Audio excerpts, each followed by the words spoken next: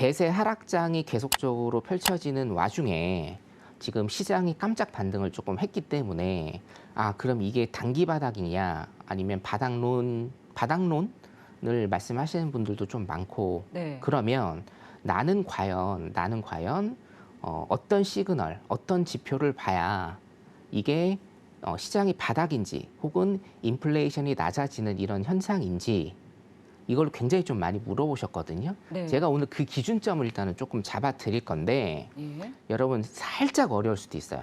하지만 저도 노력을 해보겠습니다. 저도 이제 도전을 좀 한번 해볼게요.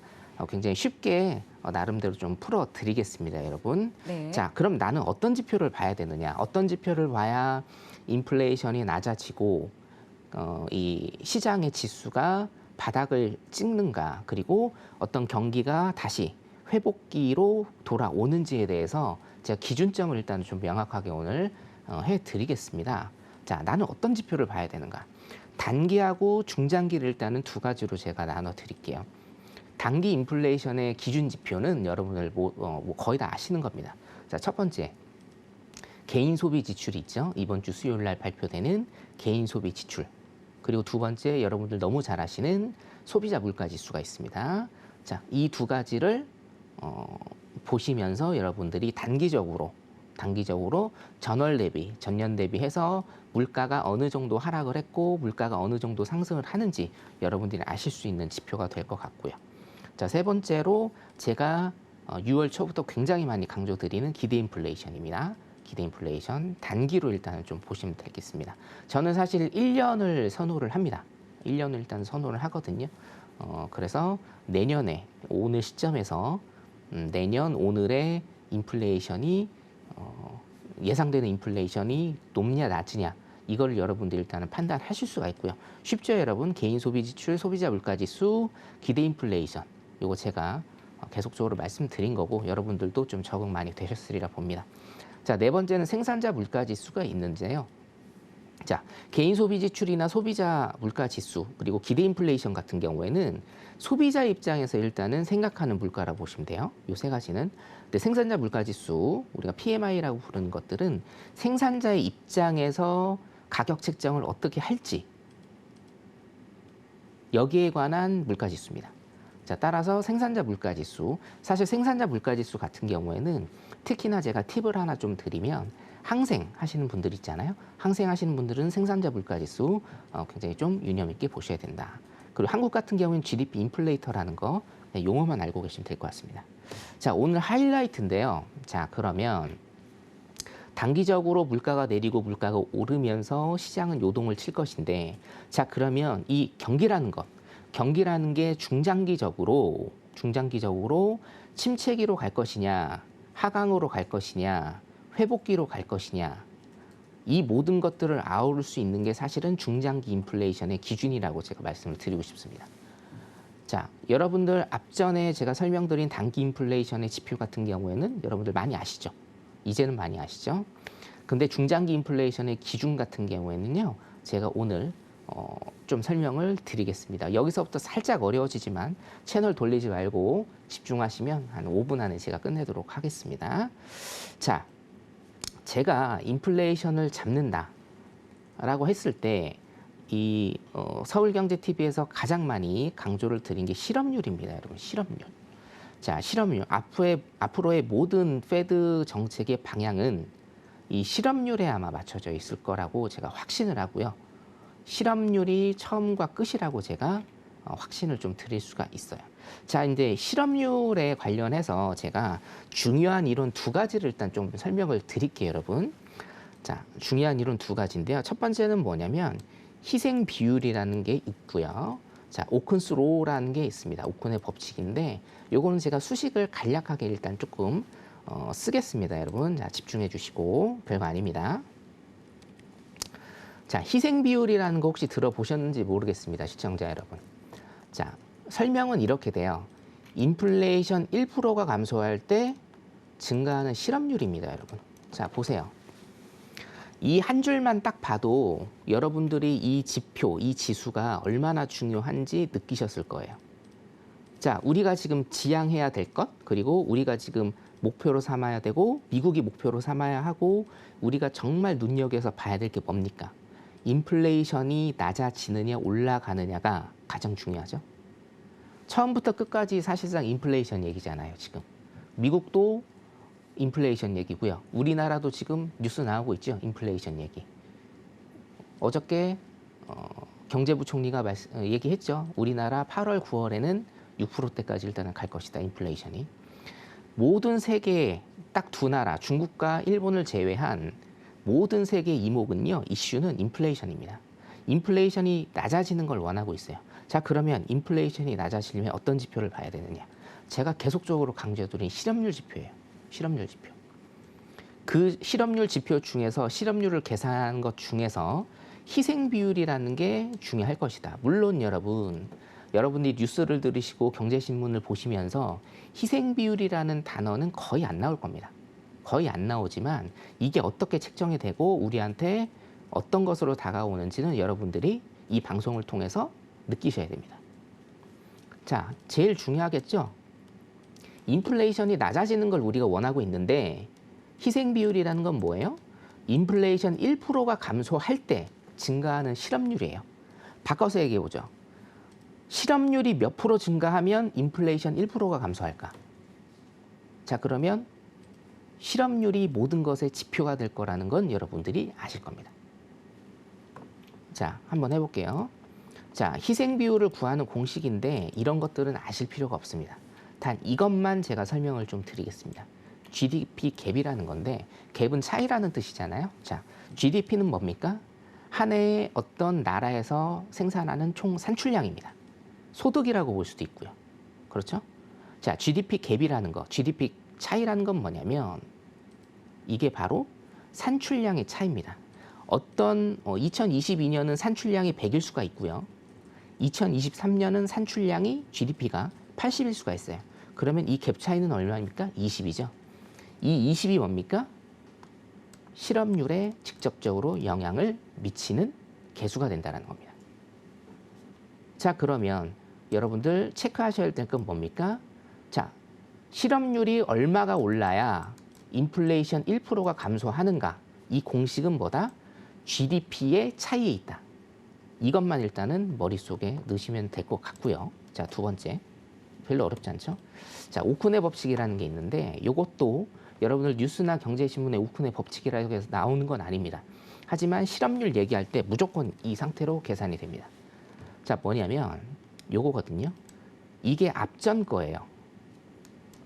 Y는 우리가 산출량이라고 보통 경제학에서 얘기를 해요. 이게 뭡니까? GDP입니다. GDP. 그냥 GDP 갭이라고 생각하시면 돼요.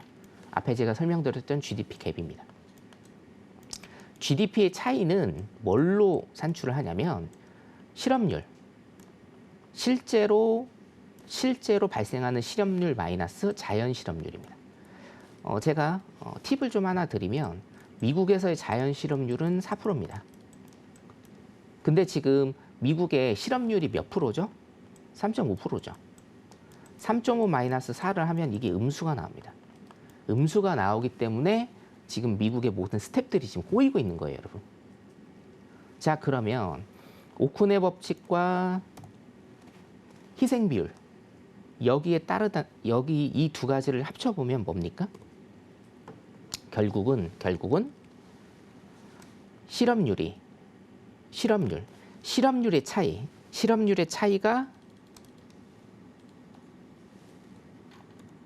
실업률의 차이가 희생 비율을 만든다라는 겁니다. 실업률의 차이가 희생 비율을 만든다. 실업률이 높아지느냐, 낮아지느냐에 따라서 희생 비율이라는 걸 만들고 이 희생 비율은 뭐다? 실업률의 감소에 따라서 인플레이션이 몇 프로가 감소하느냐. 이걸 나타낸다라는 거죠. 자, 그렇기 때문에 하이라이트는 바로 여기입니다. 자, 실업률이 굉장히 중요하다는 것만 여러분들이 생각하시면 돼요. 자, 그러면 우리가 이제 필립스 곡선이라고 해서 제가 몇 차례 설명을 드렸죠. 페드는 앞으로 어떻게 나아갈 것인가를 제가 설명드릴게요. 자, 우리가 인플레이션을 잡기 위해서는 제가 뭐가 필요하다라고 했습니까? 실업률이 증가를 해야 된다. 실업률이 증가를 한다는 것은 경기 침체, 경기 하강이 와야 된다는 겁니다. 경기 하강과 경기 침체가 오지 않는 이상은 물가가 잡히지 않는다는 거예요. 그럼 그 물가를 어떻게 잡을 것인가의 문제죠. 이게 노멀한 그래프라고 하면 오른쪽, 이게 결론입니다. 이 페드의 그래프예요. 자, 현재 지금 물가가 동등하게 이 선에 있다라고 우리가 가정을 할게요. P1이라고 하고 물가를 낮춰야겠죠. 물가를 낮춥니다. 자, 물가를 낮춰볼게요. 그럼 P2가 되겠죠. 자, 물가를 낮추면서 실업률은 어떻게 됩니까? 여기 있던 실업률이 이쪽으로 이동을 하게 되죠. 그렇죠? 이 폭을 기억하세요, 여러분. 자, 페드의 목표 그래프는 아마 이 그래프가 될 거라고 제가 확신을 하는데, 자, 물가가 여기였습니다. 자, 물가가 내려오면서 실업률이 이 폭이 됩니다. 자, 이 폭 보이시나요, 여러분? 이 폭? 자, 페드가 얘기하는 거를 상기를 계속 해보죠. 파월은 뭐예요? 경기 침체 없이 물가를 잡을 것이다. 옐런 재무장관 청문회 제가 지난주에 말씀을 드렸죠. 노동시장을 해치지 않고 계속적으로 물가를 잡을 것이다. 자, 중앙은행과 미 연방정부를 대표하는 두 사람이 항상 공통적으로 얘기하는 건 뭡니까? 노동시장에 관한 얘기예요. 경기 침체에 관한 얘기. 그렇죠? 자, 페드의 목표는 이게 될 겁니다. 인플레이션은 똑같이 잡아요. 인플레이션은 똑같이 잡는데 경기 침체, 그렇죠? 실업률을 최소한으로 하면서 잡을 것이다. 이게 제 가정이에요. 자, 그러면 인플레이션을 똑같이 잡는데 경기 침체를 최소한으로, 실업률을 최소한으로 하려면 여러분들 어떻게 해야 되겠습니까? 결론적으로. 굉장히 짧은 시간에 강력한 정책을 쓸 거예요. 이제부터는. 왜냐? 자, 0.75%의 금리를 올렸어요. 그러면서 제가 말씀드렸죠. 0.75% 전의 시장의 하락과 0.75% 올리면서의 시장의 하락은 다르다. 결이 다르다. 0.75% 전에는 뭡니까? 페드의 통화 정책이 먹히지 않았습니다. 그런데 0.75% 올리고 나서는 통화 정책이 먹히고 있습니다. 그거를 페드는 확인을 했어요. 자, 그럼 결론적으로는 금리 인상을 가파르게 하면 시장이 반응을 한다라는 것을 페드에서 확인을 했기 때문에 지금부터는 더 강력한 시장의 하락 유도, 더 강력한 물가 하락 정책을 써서 이 기간을 단축할 것이다. 라는 게 일단은 제 가정입니다. 그리고 페드의 목표 그래프를 제가 산정을 한 거고요. 요거는 제가 직접 그린 겁니다, 여러분. 자, 결론적으로는 그래요. 강력한 물가 하락 정책을 앞으로 7월부터 쓸 것이다. 그게 뭐가 됐든지 간에 예를 들면 금리 인상을 더 한다 라든가, 저는 1%까지 일단 보고 있거든요. 물론 이제 다음 달은 아닙니다. 저는 8월, 9월부터 일단은 1%까지 일단 보고 있는데, 왜냐? 자, 페드는 두 마리 토끼를 다 잡기를 원해요. 물가는 낮추면서 경기 침체는 오지 않는, 실업률을 높이지 않는 이 두 마리 토끼를 다 잡기를 원합니다. 자, 그러면 두 마리 토끼를 다 잡는다. 두 마리 토끼 잡는 데 결정적으로 성공을 한다라는 건 이거밖에 없습니다, 여러분. 요거. 굉장히 강력한 물가 하락 정책을 써서 그 기간을 단축시키는 거예요. 그러면 물가도 잡을 수 있고 실업률도 잡을 수 있다. 일단 이게 제 결론이고, 자, 그러면 앞으로의 행보는 어떻게 될 것인가? 제가 시나리오를 좀 한번 적어봤는데, 자, 7월 소비자 물가지수가 발표가 되는데 7월 중순에 일단은 소비자 물가지수가 소폭 하락한다에 저는 조금 말씀을 드리고 싶습니다. 자, 유가가 일단은 잡힌다라는 전제 조건 하에서, 유가가 지금 수준을 유지한다라는 전제 조건 하에서는 어차피 사실은 지금 유가가 문제거든요. 소비자 물가 지수가 소폭 하락하는데, 자, 7월 달에 금리를 0.5% 올리냐 0.75% 올리냐 굉장히 조금 논쟁이 많잖아요. 저는 0.75% 1% 올렸으면 좋겠어요. 왜냐? 그래야 이 그래프가 나오거든요. 페드의 목표 그래프가. 강력하게 때려야 됩니다. 강력하게 때려야 페드가 목표로 하는 경기 침체도 최소한으로 줄이고 물가도 잡는 이 그래프가 나오게 돼요. 자, 그런데 일단은 7월 달에 소비자 물가 지수가 소폭 하락하는 것을 보고 페드는 한 번 다시 오판을 할 가능성이 좀 많다고 봐요, 저는. 0.5%를 인상하는데 시장이 반응을 안 할 가능성 많습니다. 그래서 8월 달부터는 어차피 11월에 우리가 중간 선거가 있죠. 미국 중간 선거가 있기 때문에 친경제 정책이 쏟아질 것인데 소비 심리가 굉장히 조금 상승을 할 것이고 금리 그에 반한 금리 인상 기조가 나올 것이기 때문에 박스장 일단 좀 예상을 하고요. 저는 8월 달까지 7월 달에 사실은 저는 0.75% 이상 1%까지 올렸으면 좋겠어요, 금리를. 그래야 빨리 가거든요.